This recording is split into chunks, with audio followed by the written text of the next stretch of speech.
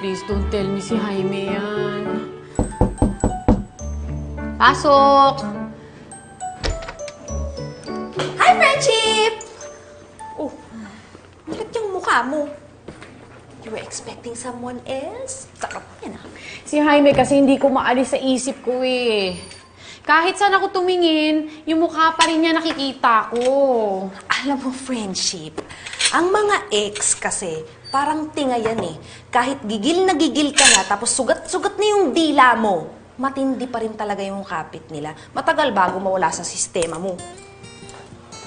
Akala ko kasi mas magiging madali na ngayon dahil na-experience ko ng ma-heartbroken kay Oliver noon. Pero iba eh. Mas wasak ako ngayon eh. Iba yung level ng pain na nararamdaman ko.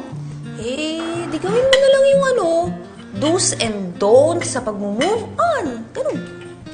Ano naman yung do's and don'ts? Do's.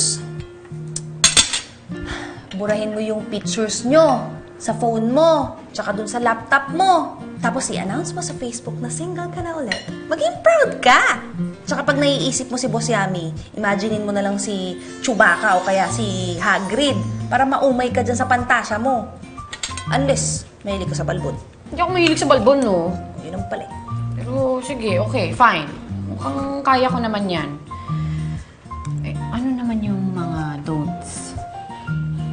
Don't lang, walang S. Yung don't mo, pinaka-importante. Don't ever stalk Boss Yami. Tapos ang gawin mo,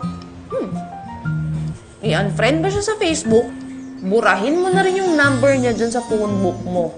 Nang sa ganun, unti-unti siyang mawawala sa buhay mo.